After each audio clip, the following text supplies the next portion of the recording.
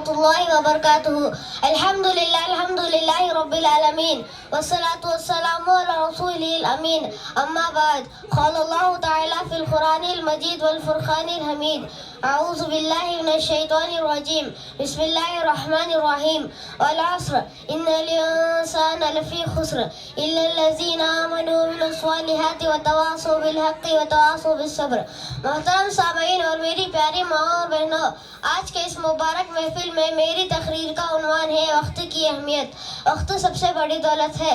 اللہ نے زمانے کی قسم کھائی ہے. زندگی کا بہترین تحفہ وقت ہے.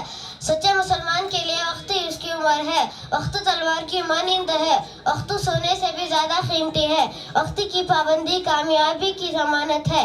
وقت کو مشغولیت سے پہلے غنیمت جاننا. محترم سامعین، آج کل لوگوں کی شکایت ہے کہ کیا کروں، وقت ہی نہیں ہے. وقت نہ ہونے کا رونا سب روتے ہیں. کسی سے ملنے جانا ہو تو وقت نہیں ہے. رشتہ داری نبھانے کے لیے وقت نہیں ہے. گھر میں بچوں کے لیے وقت نہیں ہے. ہر کوئی چیز دوبارہ مل سکتی ہے. ہاری ہوئی بازی جیتی جا سکتی ہے، لیکن جو وقت بھی جائے دوبارہ نہیں مل سکتا.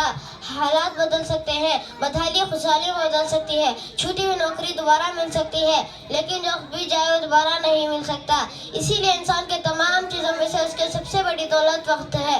محترم سامعین، زندگی کا بہترین تحفہ وقت ہے. اگر ایک سال کی اہمیت جاننا چاہتے ہو تو اس سے پوچھو جس امتحان میں فیل ہو گیا. اگر ایک مہینے کی اہمیت جاننا چاہتے ہو تو اس سے پوچھو جسے تنخواہ نہیں ملی. اگر ایک ہفتے کی اہمیت جاننا چاہتے ہو تو اس سے پوچھو جو ہاسپٹل میں داخل ہے. اگر ایک دن کی اہمیت جاننا چاہتے ہو تو اس سے پوچھو جس نے روزہ رکھا ہے. اگر ایک گھنٹے کی اہمیت جاننا چاہتے ہو تو اس سے پوچھو جو کسی کا انتظار کر رہا ہے. اگر ایک منٹ کی اہمیت جاننا چاہتے ہو تو اس سے پوچھو جس کی ٹرین چھوٹ گئی. اگر ایک سیکنڈ کی اہمیت جاننا چاہتے ہو تو اس سے پوچھو جو حادثے سے بچ گیا. اللہ نے زمانے کی قسم کھائی ہے. والعصر ان الانسان لفی خسر الا الذین آمنوا وعملوا الصالحات وتواصوا بالحق وتواصوا بالصبر. زمانے کی قسم، بے شک انسان گھاٹے میں ہے سوائے اس کے جس نے ایمان لایا، نیک عمل کیے، ایک دوسرے کو حق کی تلقین کی، ایک دوسرے کو صبر کی تلقین کی. ہمارے نبی صلی اللہ علیہ وسلم نے فرمایا، ایسی دو نعمتیں ہیں اکثر لوگ ان کی قدر نہیں کرتے: ایک صحت، دوسرا خالی وقت. ایک کہاوت ہے کہ وقت تلوار کی مانند ہے. اگر تم اسے نہ کاٹ دو گے تو وقت تمہیں کاٹ دے گا.